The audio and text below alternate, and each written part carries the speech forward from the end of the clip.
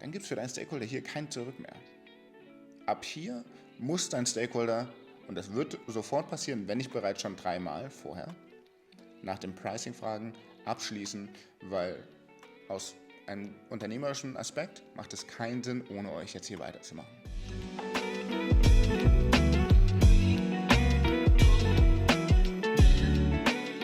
Moin, heute habt ihr ein Video mit mir, Levi, eurem Customer Success Manager, hier bei Comex. Das Thema heute ist, wie man ein 60K-Produkt oder eine 60K-Lösung in 2, eventuell bis 3 Meetings vorhersehbar closen kann. Meine Realität heute, ich arbeite mit ca. 130 Unternehmen und von denen habe ich bei eventuell 80% die Sales-Prozesse bereits schon mit optimiert und verkürzt. Das Problem, was ich sehe, ist eigentlich immer wieder gleich. Die Prozesse sind unstrukturiert, es gibt keine Closing-Mentalität und man verfällt immer wieder direkt ins Pitching. Und dann sieht der Prozess eigentlich auch immer wieder gleich aus. Zunächst wird die Lösung präsentiert, ein paar Case-Studies werden reingeschmissen und dann wird es für so eine Fragerunde geöffnet. Und dann wird eine Runde nach der anderen gedreht, wo du und der Stakeholder erst im Gespräch und der Stakeholder dann auch intern im Unternehmen ein paar Runden drehen. Das Ergebnis? Momentum geht verloren. Der Entscheidungsträger ist plötzlich in der Verantwortung, sich selbst diese Informationen zusammenzusuchen. Und es geht unglaublich viel Zeit verloren. In diesem Video führe ich euch also einmal durch die 6 Decision Gates, oder ich nenne die auch Entscheidungsfragen, die jeder Entscheider beantworten muss, bevor dieser überhaupt in der Lage ist, abzuschließen. Die Grundregeln hierfür sind eigentlich ziemlich gleich. Bring eine eiserne Ruhe mit, also Status Delta im Call. Das heißt, du bist jetzt so selbstbewusst, wie es nur kommt. Du hast das schon 1000-mal gemacht. Du bist ein Experte. Also tritt auch mit diesem Expertenstatus auf. Zweitens, du hast ein Skript. Und dieses Skript soll genau die richtigen Fragen zum richtigen Zeitpunkt beantworten. Fragen heißt, du verkaufst jetzt nicht mehr. Du musst deinen Entscheidungsträger hier ein Problem lösen. Und deine Aufgabe ist es jetzt, diesen zu befähigen, eine Entscheidung treffen zu können. Dritte Regel, ein wasserdichtes Objection Handling. Oder wie man es auch nennt, eine Einwandbehandlung. Es geht ab jetzt also nicht mehr darum, abzuverkaufen, du musst ein Verständnis aufbauen. Diesem Verständnis liegen jetzt Zweifel oder Fehlinformationen gegenüber. Das heißt, ziehe diese Einwände raus, vertraue dem Prozess, spring nicht in den Fragen weiter nach vorne, bevor du nicht da bist, ansonsten gehen Informationen verloren. Wenn du dem Entscheider jetzt Informationen darüber gibst, wo er sich noch gar nicht mental darauf vorbereitet hat, dann gehen diese Informationen links rein und rechts wieder raus. Also, nach jedem Decision Gate, nach jeder Entscheidung musst du einmal Objection Handling durchziehen, bis diese Frage für sich so beantwortet wurde. Also in der ersten Entscheidungsfrage, dem ersten Decision Gate, da geht es darum, dass dein Prospect sich die Frage beantworten muss, traue ich dir zu, dass du mein Problem verstehst? Was heißt das für dich? Qualifikation. Durch deine Fragen musst du jetzt alle Stärken und Schwächen im Business Model deines Prospects aufdecken und so gleichzeitig dich aber auch parallel als Experte darstellen, weil du ganz genau weißt, was du fragen musst. Dann führst du weiter mit der Transition. In der Transition geht es jetzt darum, dass du deinen Prospect, der dir gerade 15 bis 20 Minuten deiner Zeit geschenkt hat, zurückspiegelst, warum dieser Case von dir schon 1000-mal gelöst werden konnte.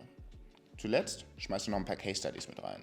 Case Studies sind super wichtig, um Vertrauen aufzubauen, sodass dein Prospect auch ganz genau weiß, du bist nicht nur ein Experte in deinem Bereich, sondern auch in seiner Nische.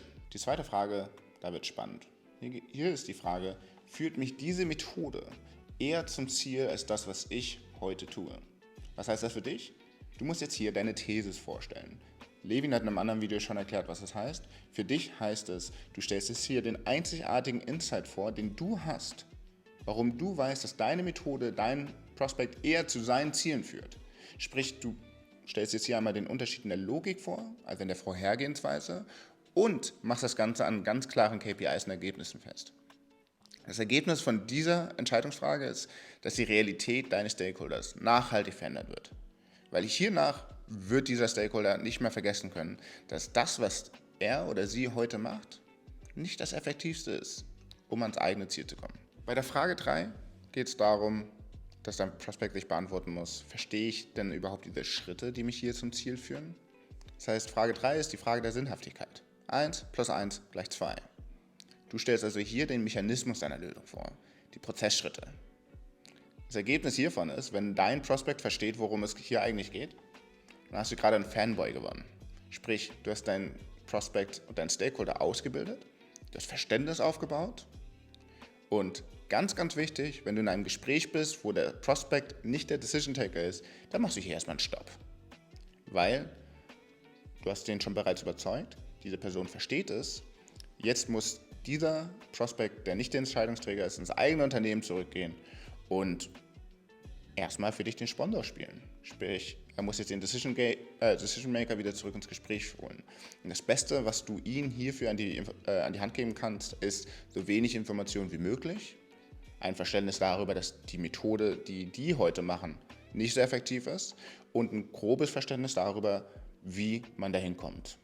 Wenn der Decision Maker dann zurück ins Gespräch reingekommen ist, geht das Ganze wieder von vorne los. Frage 4. Bin ich und mein Team überhaupt in der Lage, dies durchzuführen? Bei Frage 4 geht es also um eine Ressourcenfrage. Was du hier vorstellst, das Onboarding, was sind die ersten Schritte, die auf mich zukommen? Welche Ressourcen brauche ich, um das überhaupt umsetzen zu können? Ein Timetable, eine ganz klare Schritt für Schritt Übersicht darüber, was passiert wann, welche KPIs erreiche ich zu welchem Zeitpunkt. Hier legst du auch einmal dar, welche anderen Stakeholder oder welche anderen Businessbereiche überhaupt relevant sind, um hierüber weiter nach vorne zu gehen. Für deinen Stakeholder, der ist ja ein Entscheidungsträger oder sie ist eine Entscheidungsträgerin. Ihre Realität ist nichts anderes als strategische Entscheidungen, Ressourcenfragen tagtäglich zu beantworten. Das heißt also, machen wir mal eine kleine Momentaufnahme. Wenn dein Stakeholder bereits beantworten kann, dass du ein Experte für seine eigene Nische bist, wenn dein Stakeholder beantworten kann, dass diese Methode, die sie selbst heute voranbringen, nicht an die Ziele kommen, die ihr erreichen würdet, wenn man es mit euch machen würde. Wenn dein Stakeholder auch einschätzen kann, dass diese Schritte komplett Sinn machen, wie man dahin kommt, und dass diese Ressourcen, die notwendig sind, in seiner eigenen Organisation vorhanden sind und dein Stakeholder theoretisch morgen direkt starten kann, dann gibt es für deinen Stakeholder hier kein Zurück mehr. Ab hier muss dein Stakeholder, und das wird sofort passieren, wenn nicht bereits schon 3-mal vorher, nach dem Pricing fragen, abschließen, weil aus einem unternehmerischen Aspekt macht es keinen Sinn, ohne euch jetzt hier weiterzumachen. So, mit Frage 5 kommen wir jetzt dahin, wo viele von euch wahrscheinlich schon lange drauf gewartet haben. Das Produkt, das Pricing, das Paket. Wenn ihr richtig aufgepasst habt, dann habt ihr gemerkt, dass wir davon noch gar nichts erwähnt haben. Okay? Das heißt, jetzt in Frage 5, jetzt sind wir in der Lage, die folgende Frage zu beantworten. Reichen mir diese Produkte und Services und Features überhaupt aus, um das, was mir gerade versprochen wurde, um dieses Bild, was mir gerade aufgemacht wurde, umzusetzen? Das heißt also, hier müsst ihr auch ein bisschen an eurem Paket arbeiten, weil jetzt geht es darum, eine Lösung zu präsentieren, ein Paket zu präsentieren, was im Wesentlichen die feuchten Träume eures Stakeholders adressiert. Nichts darf hier offen bleiben. Ihr antizipiert die Eventualitäten von den Stakeholdern, die normalerweise noch reingebracht werden müssen, sprich IT, Legal, was auch immer. Das heißt, dieses Paket, diese Features, die ihr jetzt hier vorstellt, die sollen diese Ängste von eurem Prospect bereits schon adressieren, sodass egal was jetzt IT noch sagt, egal was Legal jetzt eigentlich noch sagt, dass dein Stakeholder eine Entscheidung treffen kann, ob das für euch auch wirklich lösungsbringend ist. Also bei Frage 6, da geht es jetzt ums Eingemachte. Ihr fängt mit dem Verhandeln an.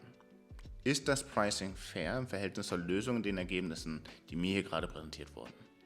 Vor diesem Punkt habt ihr kein Angebot rausgesendet, ihr habt keine Preise gezeigt, höchstens einen kleinen Anker gesetzt.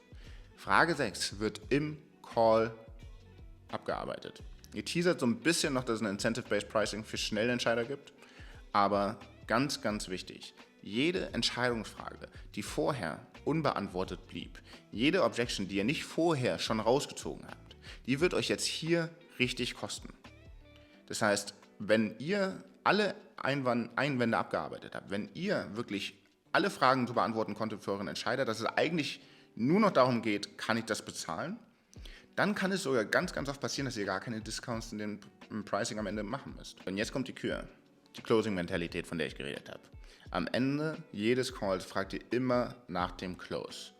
Close kann ein neuer Termin sein, Close kann aber in diesem Fall jetzt erstmal sein, alles klar, wir haben uns jetzt hier gerade auf ein Pricing geeinigt, Ihr habt gesagt, das ist fair. Wollen wir da mal abschließen? Und dann holt ihr euch erstmal ein Nein ab. Das ist auch völlig zu erwarten, das ist auch gut so. Ihr wollt keinen Kunden, der im ersten Call abschließt. Die machen nur Probleme. Wenn ihr das Nein habt, fragt ihr, was fehlt. Welche Entscheider müssen noch mit reingeholt werden? Welche Fragen sind offen geblieben? Alles, was ihr nicht im Call buchen könnt oder klären könnt, klärt ihr dann halt am nächsten Call. Das heißt, ihr bucht jetzt den Feedback-Call. Und dann, bevor ihr aus diesem Call rausgeht, holt ihr euch ein Commitment von eurem Stakeholder raus, dass wenn ihr mit allen Stakeholdern, die da nochmal reinkommen, alle Fragen beantworten könnt. Wenn ihr alle Zweifel rausbringt, ob ihr dann eine Signature am Ende des Tages haben könnt. Von der Perspektive eures Stakeholders dürfte es hier eigentlich keinen Grund geben, hier jetzt noch Nein zu sagen, außer es gibt noch einen Einwand, den ihr nicht rausgeholt habt. Für den Fall der jetzt in diesem Fall Ja sagt, dann könnt ihr sagen, alles klar, kein Problem. Ich habe ja bereits schon Incentive-Based Pricing erwähnt. Ich kann dann nochmal einen signifikanten Discount geben. Wenn wir im nächsten Call hier zum Schluss kommen, trefft ihr euch im nächsten Call, holt den einmal kurz ab, alle Fragen werden beantwortet, Signatur wird abgeschlossen und das ist das, was viele unserer Kunden und auch wir tagtäglich so machen. Sag mal, Andreas, was ist das jetzt? Ja, das war's. Beziehungsweise noch eine Sache, das Outro fehlt. Ah ja, okay. Wenn dir dieses Video gefallen hat, dann abonniere unseren Kanal und drück die Glocke, sodass du kein Video mehr in der Zukunft verpasst. Wenn du irgendwelche Fragen hast, dann sende uns die direkt in einen Kommentar unter diesem Video.